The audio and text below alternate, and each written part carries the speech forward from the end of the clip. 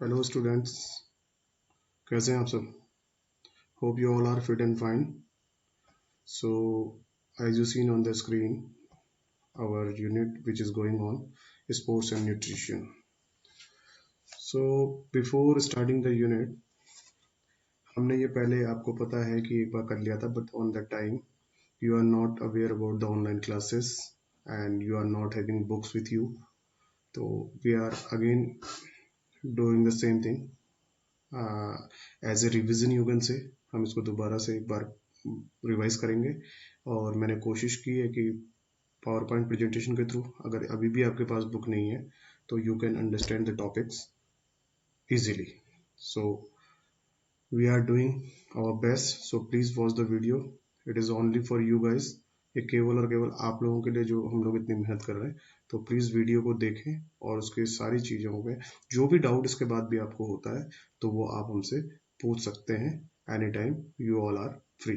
तो let's start sports and nutrition. तो sports and nutrition की जब भी बात करते हैं तो सबसे पहले हम बात करते हैं बैलेंस डाइट की. आप सबको ही पता है बैलेंस डाइट. एक डाइट से पहले मेरे हिसाब से ये समझना जरूरी है कि डाइट क्या है. बैलेंस का मतलब तो होता है संतुलित, और डाइट का मतलब होता है खाना, आहार. तो ये संतुलित आहार है. उससे पहले डाइट क्या होती है, तो सबसे पहले डाइट को समझिए. इसके लिए आपको दिख रहा होगा एक स्क्रीन पे बैलेंस डाइट. इसमें देखिए जब स्टार्ट हो रहा है तो इसमें लिखा हुआ है the food which we eat is known as diet.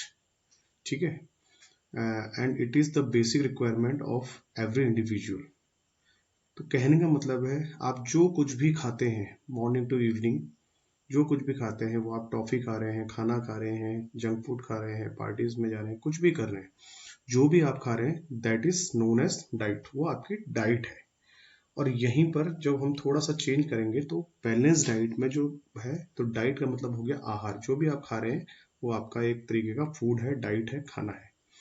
अब हम जब बैलेंस डाइट की बात करेंगे तो balance diet is that diet which contain all nutritive micro and macro like carbohydrates, fats, proteins, vitamins, minerals etc in correct proportion. ठीक है. तो इसमें जो हम बैलेंस डाइट की बात करेंगे, इसमें जो हमारी डाइट होगी, इसमें जो जितनी भी रिक्वायरमेंट होती है हमारी बॉडी को, nutritive components, non nutritive components, macro, micro, जो ऑलरेडी आपको पता है क्या होते हैं.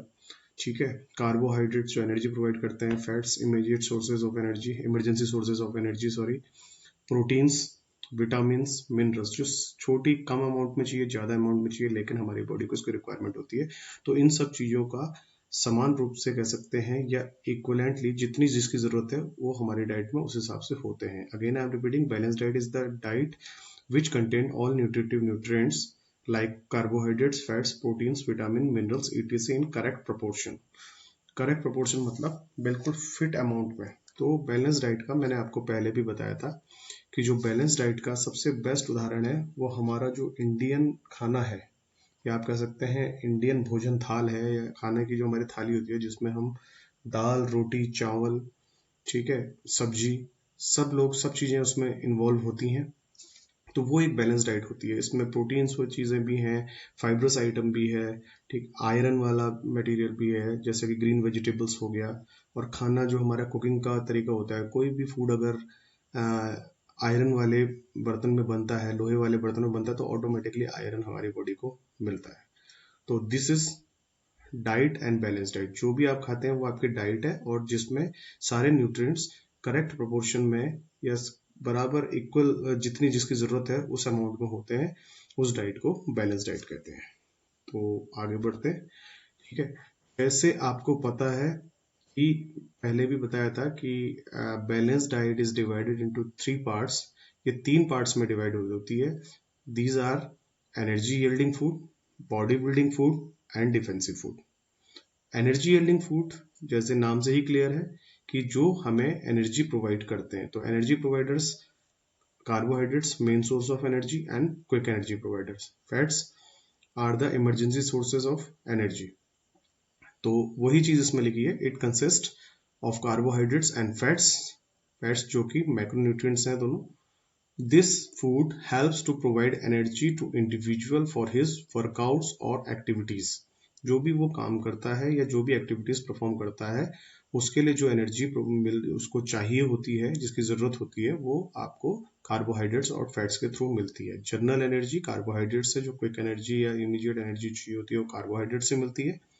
और इमरजेंसी अगर आपको एंडोरेंस एक्टिविटी, जो हमने चार्ट में भी डिस्कस किया था, इस टाइप की एक्टिविटीज को आप अगर आप परफॉर्म कर रहे हैं या ऐसा कोई वर्कआउट कर रहे हैं तो उसमें फैट्स यूज होते हैं। The carbohydrate should be 60 to 70% is in our diet whereas majority of carbohydrates should be complex carbohydrates। Carbohydrates भी दो टाइप का होता है, एक सिंपल और एक complex carbohydrate. Simple carbohydrate generally immediate energy provide करता है और जितनी जल्दी एनर्जी प्रोवाइड करता है क्विकली उसकी एनर्जी रिलीज हो जाती है बॉडी से। Compare to simple carbohydrates, complex carbohydrates क्या होते हैं, हमारी बॉडी में ज्यादा देर तक स्टोर्ड रहते हैं, तो वो हमें ज्यादा देर तक एनर्जी प्रोवाइड कराते हैं। दूसरी चीज में आते हैं fat. Fat content should not be exceed 5 to 10% in our diet. जो फैट का परसेंटेज होता है हमारी डाइट में वो 5 या 10% से ज्यादा नहीं होना चाहिए। 5 से 10% तक होना चाहिए, इससे ज्यादा नहीं होना चाहिए।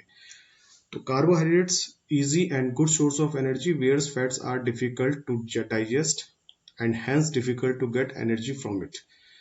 कहने का मतलब है कि कार्बोहाइड्रेट्स इजी और बहुत अच्छी सोर्स है एनर्जी की, जो हमें इजीली किसी भी चीज से मिल जाती है जो कार्बोहाइड्रेट के सोर्स होते हैं। और जहां पर उसके कंपेयर अगर हम फैट की बात करें तो फैट में सबसे बड़ा इश्यू होता है कि हमारी बॉडी को उसको डाइजेस्ट करने में बहुत ज़्यादा प्रॉब्लम होती है, और अगर हमें फैट से एनर्जी की रिक्वायरमेंट होती है तो ये थोड़ा सा टफ होता है, या कह सकते हैं कि इसमें बहुत ज़्यादा हमें प्रयास करने पड़ते हैं, क्योंकि ये केवल जब तक आपका फैट बर्न होना स्टार्ट नहीं होगा तब तक वो एनर्जी में कन्वर्ट नहीं होगा। तो ये है आपका एनर्जी बिल्डिंग फूड। सेकंड हम बात कर रहे हैं बॉडी बिल्डिंग फूड की। It consist protein. इसमें प्रोटीन होता है जो हमारी बॉडी को ग्रोथ एंड डेवलपमेंट में हेल्प करता है। जो हमारी बॉडी में जो ग्रोथ एंड डेवलपमेंट होती है उसमें हमारी हेल्प करता है। और इसका एक और वर्क होता है, इट हेल्प्स टू रिपेयर और replace the worn out tissues. जो हमें छोटी मोटी चोटें लग जाती हैं, जो हमारे टिश्यूज डैमेज हो जाते हैं, उनसे फास्टर रिकवरी में हमारी हेल्प करता है। इसका जो परसेंटेज हमारे फूड में होना चाहिए वो होना चाहिए 15 to 20%, इससे ज़्यादा नहीं होना चाहिए। तो जैसा कि नाम से ही क्लियर है, बॉडी बिल्डिंग फूड, तो ये हमारे ग्रोथ एंड डेवलपमेंट के लिए है। नेक्स्ट आपका फिर देखिए नाम से है उसका डिफेंसिव फूड। डिफेंस का मतलब होता है बचाव। तो डिफेंसिव फूड वो होता है जो हमारी बॉडी को बचाता है डिफरेंट टाइप की डिजीजेस से। वो क्या होता है, it consist of vitamin, minerals and water. Micronutrients में आते हैं water. This food helps in proper functioning and defense of various organs। जो बहुत सारे हमारे बॉडी ऑर्गन्स होते हैं उनको बचाता है चीजों से। इनमें जनरली विटामिन और मिनरल्स और वाटर की बात करिए। विटामिन और मिनरल, देखिए विटामिन और मिनरल्स हमारी बॉडी में अगर कम होते हैं तो हमें कुछ तरीके की बीमारी होती है। जैसे कि कई बार आपने देखा होगा कि डॉक्टर कहता है विटामिन डी की कमी हो गई है, विटामिन बी की कमी हो गई है, या आपकी बॉडी में आयरन की कमी है, कैल्शियम की कमी है, हड्डी कमजोर हो गई है, दांत कमजोर हो गए हैं। तो ये क्या छोटी छोटी चीजें होती हैं, जनरली माइक्रोन्यूट्रिएंट्स हैं। लेकिन जब हम बात करते हैं ये, तो इनसे जो बीमारियां होती हैं उन बीमारियों को भी एक नाम दिया जाता है, that is known as deficiency disease. मतलब किसी चीज की कमी से होने वाली बीमारियां। इनका जो हमारी बॉडी में परसेंटेज होता है वो 15 to 20% ही हमारी जो डाइट होती है, बैलेंस डाइट होती है एक्चुअली, उसमें 15 to 20% defensive food, that means कि विटामिन, मिनरल्स एंड वाटर का इन्वॉल्वमेंट भी होना चाहिए। Apart from this one should drink 3 to 5 litres water to maintain water balance of the body. Minimum 3 से 5 लीटर पानी आपको दिन में पीना चाहिए अकॉर्डिंग टू कैपेसिटी। वाटर का हमने पहले भी डिस्कस किया था कि हर तरीके से इंपॉर्टेंट होता है। चलिए next move to the next topic. एक चीज हम अभी बार बार देख रहे थे, मैक्रोन्यूट्रिएंट्स और माइक्रोन्यूट्रिएंट्स। मैक्रोन्यूट्रिएंट्स क्या होते हैं और माइक्रोन्यूट्रिएंट्स क्या होते हैं, तो पहले आते हैं हम macronutrients. These are required in large proportion in our diet like carbohydrates, fats, protein and water.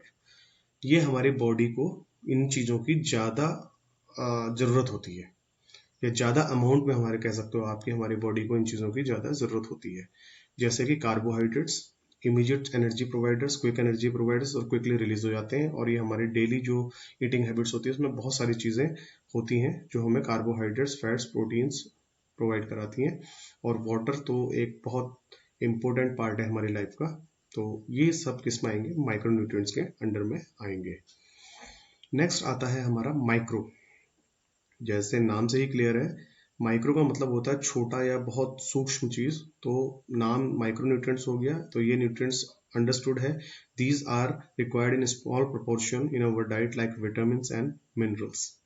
तो विटामिन और मिनरल्स इसके एग्जाम्पल्स हैं। ये हमारी बॉडी को कम, जैसे कि हमने आगे भी देखा था कि परसेंटेज इनकी कंपेयर टू कार्बोहाइड्रेट्स जब हमने बात की तो इनकी परसेंटेज हमारी बॉडी में कम चाहिए होती है। तो they are considered as supply food like chlorine, iron, magnesium, zinc, boron, sodium, ये सारे मिनरल्स के पार्ट हैं।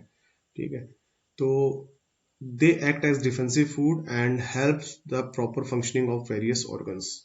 ये डिफेंसिव फूड के अंदर में आते हैं, या डिफेंसिव फूड की तरह हमारी बॉडी में वर्क करते हैं और हमारे बॉडी ऑर्गन्स को प्रॉपरली फंक्शनिंग करने में हेल्प करते हैं।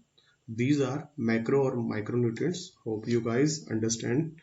And एक बहुत इंपॉर्टेंट टॉपिक, आपको अभी ब्लैंक दिख रहा है लेकिन बहुत इंपॉर्टेंट टॉपिक है। देखिए, 5W प्लान, ये आपको कहीं नहीं मिलेगा।